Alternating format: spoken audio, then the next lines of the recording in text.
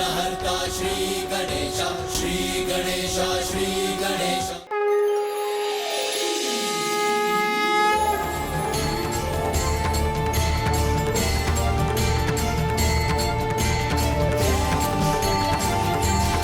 ओम श्री हरि नारायण, ओम श्री हरि नारायण। राजा इंद्रद्युम्न और उनकी पत्नी गुंडीचा के लिए तो जैसे समय रुक सा गया था।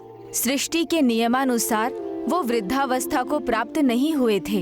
तो जब महाराज ब्रह्मलोक यात्रा पर थे तब महारानी ध्यान समाधि में लीन थी और ललिता और विद्यापति महारानी गुंडीचा का ध्यान रखने में सदैव व्यस्त थे।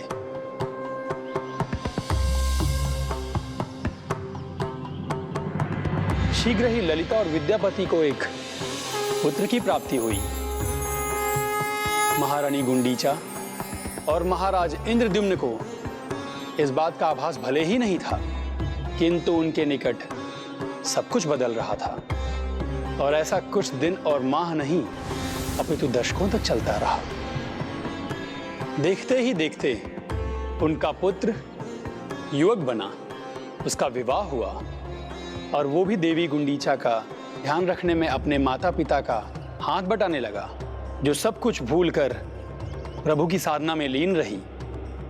और महाराज इंद्रद्युम्न को अभी ब्रह्मलोक पहुंचने में समय था, किंतु कुछ वर्षों बाद जब विद्यापति और ललिता की मृत्यु का समय निकट था, तो उसने अपने सारे कर्तव्य अपने पुत्र और पुत्रवधू को सौंप दिए। हमारा समय अब निकट है पुत्र, अब तुम्हें ही भाभी माँ की देखभाल करनी है। और तुम्हारे बाद ये कर्तव्य तुम्हारी संतान करेगी। ये पीढ़ी दर पीढ़ी चलता रहना चाहिए जब तक हमारे ज्येष्ठ महाराज इंद्रद्युम्न ब्रह्मलोक से इस धरती पर वापस नहीं आ जाते हैं। हम आपको वचन देते हैं पिताजी। माँ। और उनके इसी वचन के अनुसार उनकी आने वाली सभी पीढ़ियां देवी गुंडीचा का ध्यान रखती रहीं।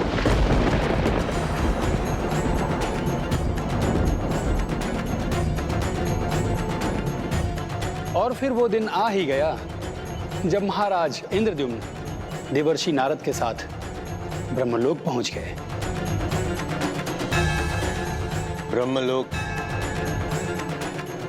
ब्रह्मलोक तक आ चुके हैं हम राजन। ब्रह्मलोक तक लाने का कार्य मेरा था राजन, इसीलिए मैं आगे था। अब कार्य आपको संपन्न करना है तो आपको आगे जाना होगा। प्रस्थान कीजिए राजन।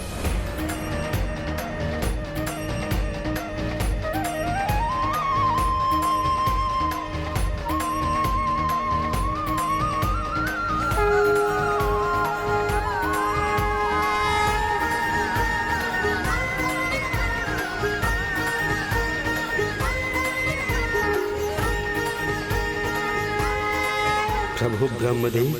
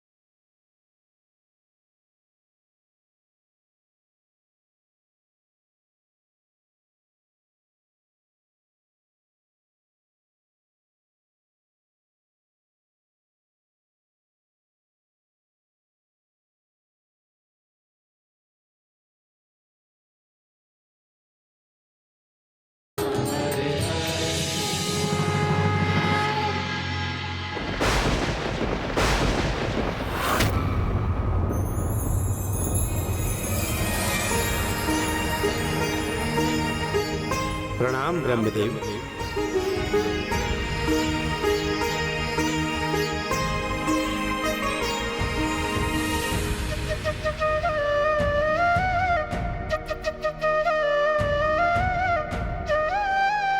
अति सुंदर कृष्ण स्तुति का गान किया है आपने राजन। हे प्रभु, सृष्टि के रचयिता, मुझे क्षमा करें। मुझे आभास ही नहीं हुआ, आपके समक्ष अनायास ही मेरे मुख से श्री कृष्ण की स्तुति निकल गई। किंतु विवश हूँ प्रभु, जब भी मेरे मन में भक्ति भाव आता है तो अपने प्रभु श्री जगन्नाथ का नाम ही लेता हूँ।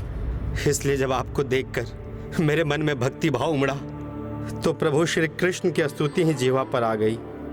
क्षमा कीजिए ब्रह्मदेव, मुझे नहीं, राजन को।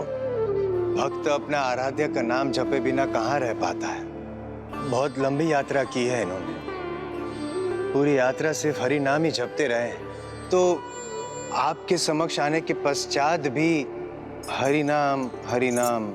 रुकिए देवर्षि, विचलित मत होइए। भक्त की भक्ति सर्वोपरि है। वो भगवान की किसी भी रूप की क्यों ना हो, मैं तो इनकी सरल भक्ति से बहुत प्रभावित हूँ। हे प्रभु, यदि ये सत्य है और आप मुझसे प्रसन्न हैं तो कृपया मेरे। आपका निमंत्रण मुझे स्वीकार है राजन। आप यहाँ क्यों आए हैं इसका कारण मुझे ज्ञात है। मैं भी आपके द्वारा बनाए गए जगन्नाथ मंदिर की स्थापना के लिए अति उत्साहित हूँ।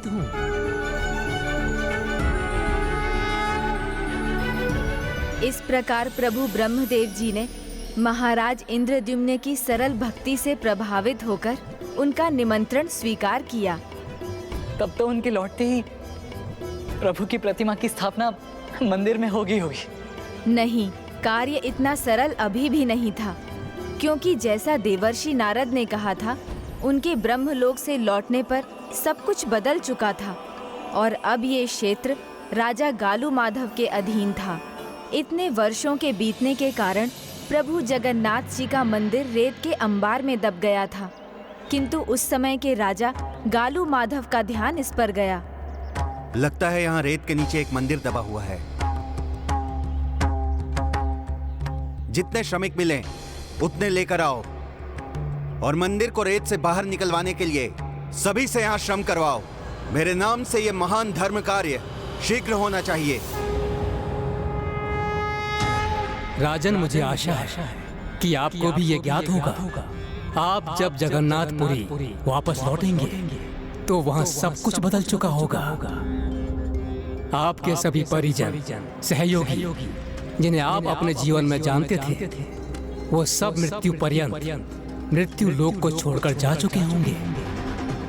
आपके राज्य पर भी किसी और राजा का शासन होगा। मंदिर की देखरेख भी किसी और के हाथ में होगी।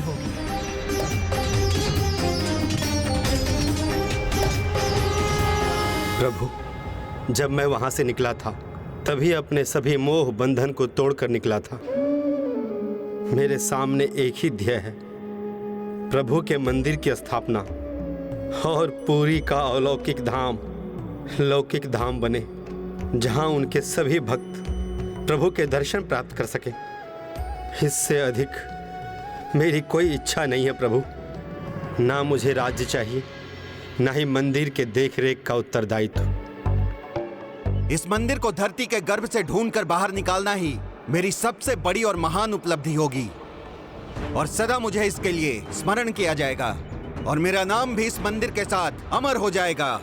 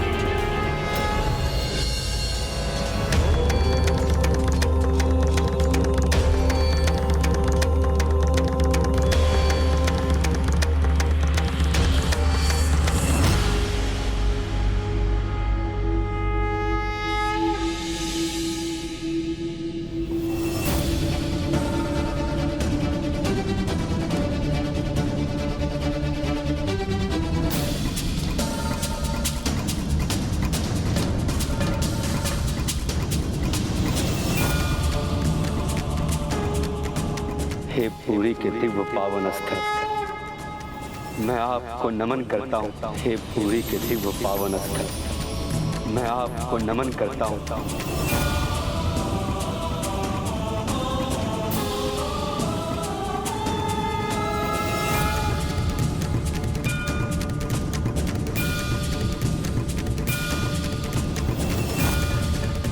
और जैसे ही महाराज इंद्रद्युम्न ने देवर्षि और ब्रह्मदेव के साथ पुरी की पावन धरती पर अपने पांव रखे, देवी गुंडीचा भी ध्यान समाधि से बाहर आ गई। उन्हें अपने पति के लौटने का आभास हो गया।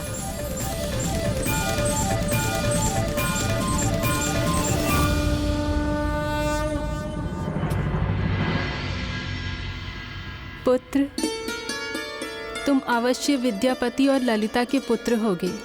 नहीं माता, वो तो हमारे परम पूर्वज थे।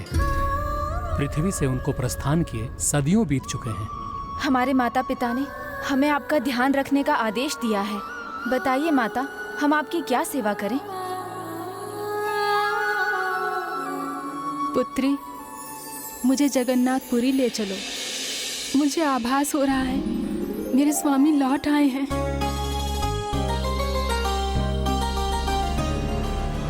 तो यहाँ किसी का भी प्रवेश निषेध है।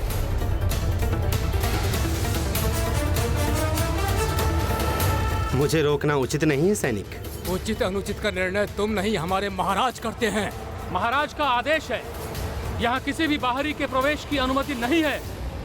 कौन है तुम्हारे महाराज? अपना संपूर्ण बल एकत्र करो और खोल दो इस द्वार को। और जोर लगाओ।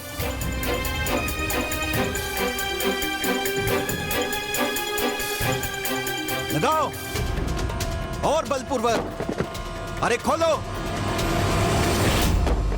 मुझे अपने महाराज के पास जाने दो, मुझे उनसे बात करनी है। तुम्हें बात करनी है तो क्या, उन्हें तो नहीं करनी? मैं तुम्हारे महाराज की सहायता कर सकता हूँ। मुझे ज्ञात है कि इस मंदिर का कपाट कैसे खुलेंगे। प्रभु की कृपा से इस मंदिर का निर्माण मेरे द्वारा ही हुआ है, इसलिए मुझे आगे जाने दो। कौन है ये जो इस मंदिर के निर्माण का श्रेय ले रहा है?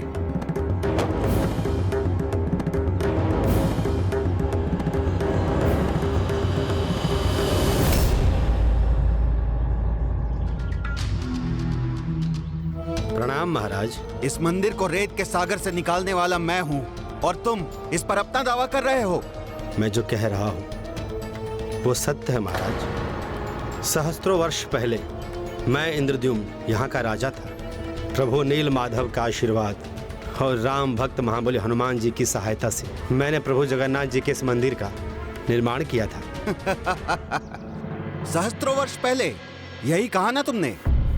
और ये भी ना कि स्वयं भगवान आए थे तुम्हारे सहायक बनने। तुम जो भी हो, तुम्हारा ये झूठ सुनने वाला यहाँ कोई भी नहीं है। प्रभु के इस मंदिर में अपना नाम अंकित करने की लालसा है तुम्हें। मैं कोई अबोध बालक नहीं हूँ जो तुम्हारी इन झूठी कथाओं से प्रभावित हो जाऊंगा। तुम्हारे लिए यही अच्छा होगा, तुम जहाँ से आए हो वहीं पे लौट जाओ। अन्यथा मेरी ये तलवार झूठ बोलने वालों पर तनिक भी दया नहीं करती। जाओ।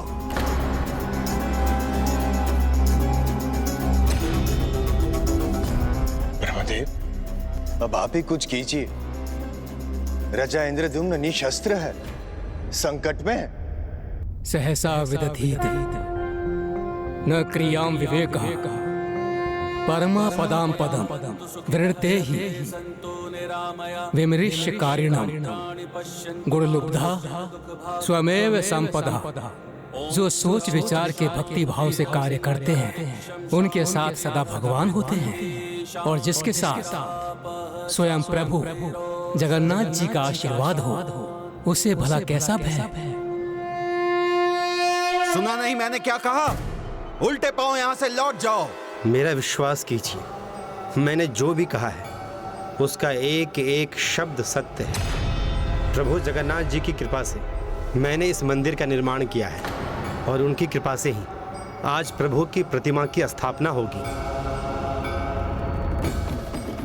जय श्री जगन्नाथ, जय श्री जगन्नाथ।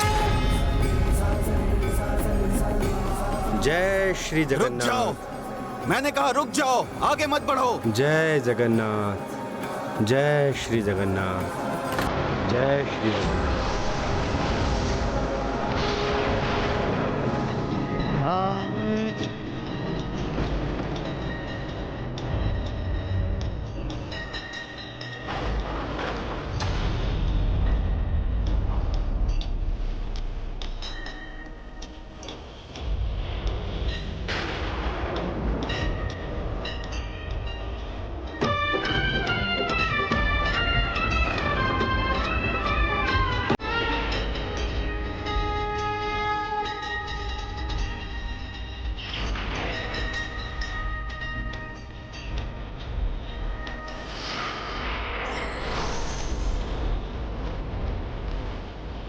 ये कैसी विचित्र शक्ति थी जिसने मेरा वार रोक दिया?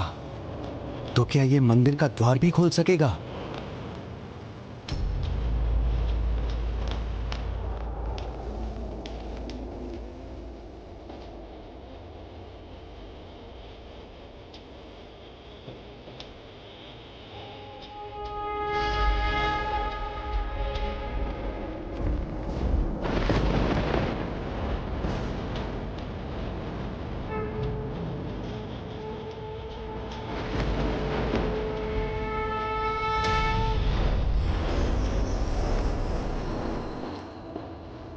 विश्वास नहीं होता, इसके एक स्पर्श मात्र से ये द्वार खुल गया।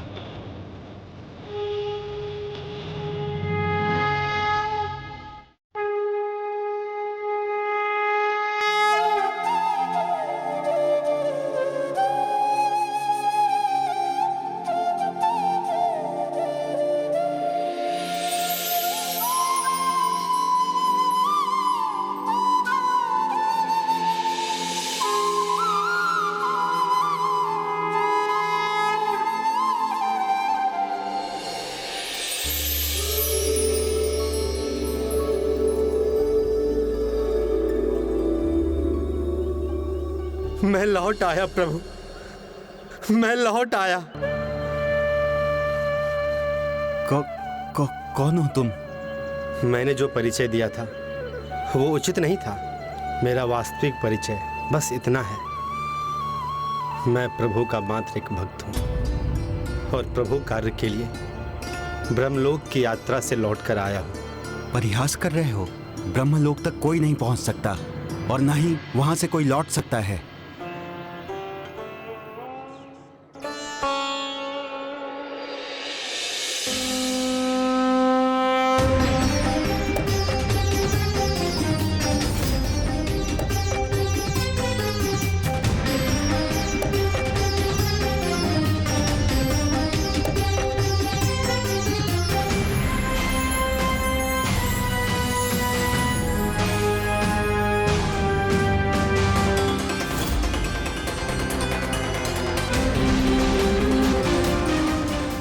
भूल हो गई, मैंने आप पर अविश्वास किया।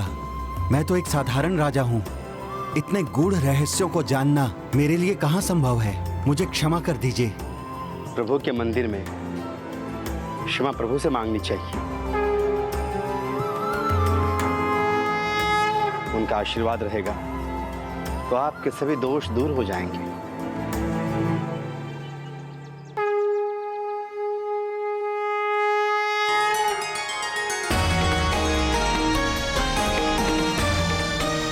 प्रणाम ब्रह्मदेव, प्रणाम देवर्षि। मेरे अहोभाग्य, आपके दर्शन प्राप्त करने का अवसर मिला। मनुष्य का एक पुण्य कर्म भी उसके अनेक दोषों से क्षमा दिलवा देता है। नहीं प्रभु, मैंने तो पाप किया है। प्रभु के इन महान भक्त को उनके मंदिर में आने से रोकने का पाप। किंतु आपने उनके मंदिर को रेत के सागर से बाहर निकलवाने का कार्य किया था ना राजन। इसलिए मैं आपको आशीर्वाद देता हूं कि कालांतर तक, जब तक प्रभु जगन्नाथ जी का मंदिर इस पृथ्वी पर स्थित रहेगा, तुम और तुम्हारे बाद आने वाले यहाँ के सभी राजा भगवान पर सच्ची श्रद्धा रखने के कारण मंदिर के धर्म कर्म से लाभान्वित होंगे और प्रभु जगन्नाथ का आशीर्वाद उन पर सदा बना रहेगा।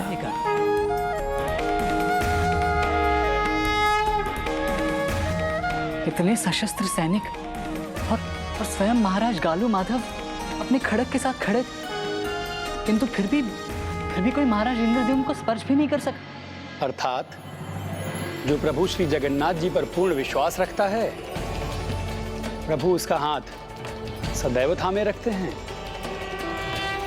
भगवान श्री जगन्नाथ की शरण में जो कोई भी जाता है, प्रभु उसका साथ कभी नहीं छोड़ते। अंततः महाराज इंद्रद्युम्न के जीवन का उद्देश्य पूर्ण होने वाला था। आपके आदेशानुसार मैं 100 कूपों का जल ले आया हूं। आपकी आज्ञा हो तो प्रतिमा की स्थापना आरंभ कर सकते हैं।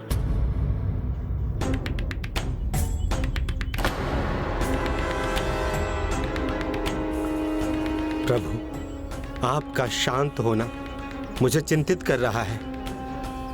मुझसे ऐसी क्या भूल हो गई है? क्या है जो छूट रहा है? वत्स, तुम्हारे द्वारा पूजा स्थापना के लिए तुम्हारे साथ अर्धांगिनी का होना अनिवार्य है।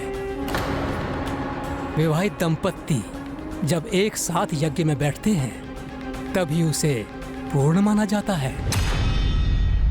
जब तक मेरी श्वास चलेगी मैं निरंतर तपस्या करूंगी कि आपके ब्रह्मलोक की यात्रा सफल हो।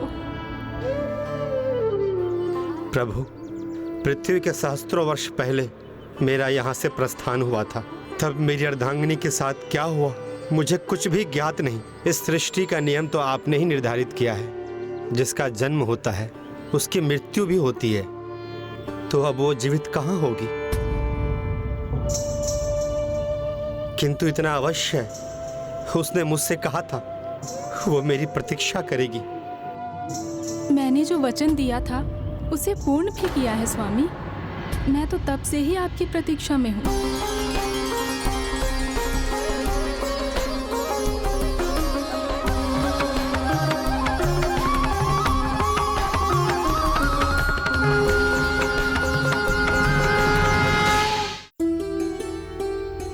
प्रणाम ब्रह्मदेव, प्रणाम देवर्षि।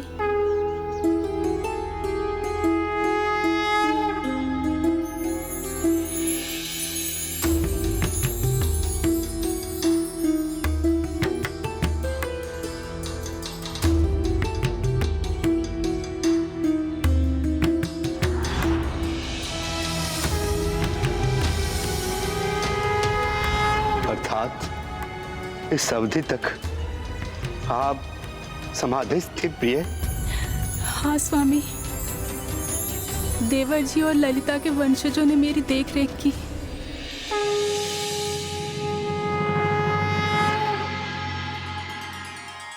जब आप दोनों यहाँ उपस्थित हैं तो हमें स्थापना यज्ञ संपन्न कर लेना चाहिए। प्रभु, यज्ञ का आरंभ प्राण प्रतिष्ठा से करने वाले हैं। वो तो आप पहले ही कर चुके हैं। प्रभु नील माधव के विग्रह का प्रभु की प्रतिमा में समा जाना ही उनकी प्राण प्रतिष्ठा थी। अब तो बस अभिषेक और स्थापना यज्ञ शेष है। रम्यम सुशोभनम दिव्यम सर्वे सौख्यंकर शुभम आसनम च मया दत्तम गृहाण परमेश्वरः। अब आप अभिषेक आरंभ कीजिए।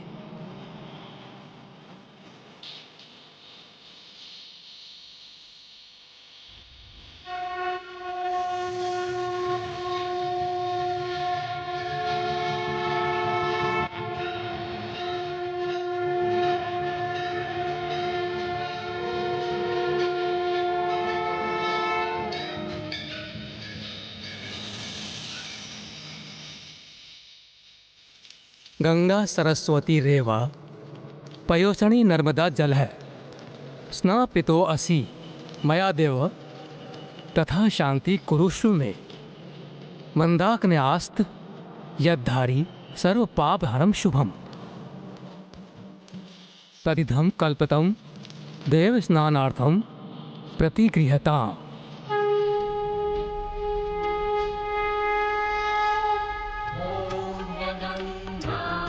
आसन ग्रहण कीजिए।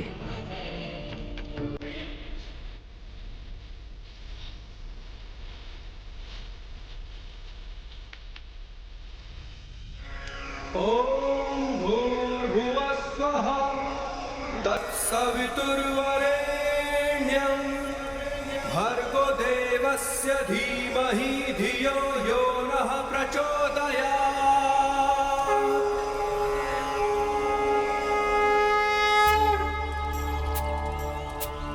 ॐ द्यौः शान्तिरन्तरिक्ष शान्ति पृथिवी शान्तिरापः शान्तिरौषधय शान्ति शान्ति वनस्पतयः शान्तिर्विश्वे देवा शान्तिर्ब्रह्म शान्ति सर्वं शान्ति शान्तिरेव शान्ति साम शान्तिरेधि ॐ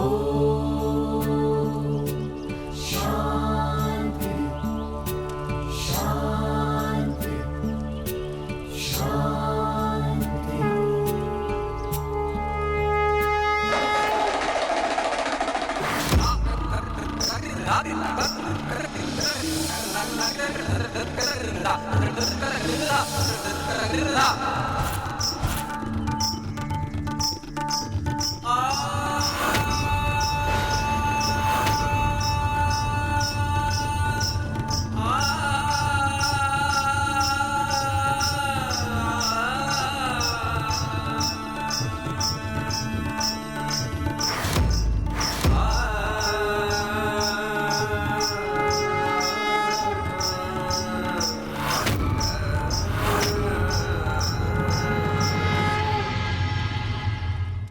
पिताजी छोड़ गए, माँ छोड़ गई, भैया प्रस्थान कर गए, मेरी अर्धांगिनी भी मुझसे विलग हुई। तब भी प्रभु जगन्नाथ सदा मेरे साथ ही रहे, मेरा मार्गदर्शन करते रहे। आओ आओ, मैं तुम्हारी प्रतीक्षा कर रहा हूँ। मैं अपने धाम में तुम्हारी प्रतीक्षा करूंगा। इस प्रकार प्रभु जगन्नाथ जी के मंदिर की स्थापना हुई, किंतु अभी महाराज इंद्रद्युम्न और उनकी पत्नी गुंडीचा को उनकी अटूट भक्ति का फल मिलना शेष था। प्रभु, आपका कोटि कोटि धन्यवाद। आपके आशीर्वाद से ही हम अपने जीवन का उद्देश्य पूरा कर सके। अब कृपा कर हमें साक्षात दर्शन देकर मोक्ष प्रदान करें प्रभु।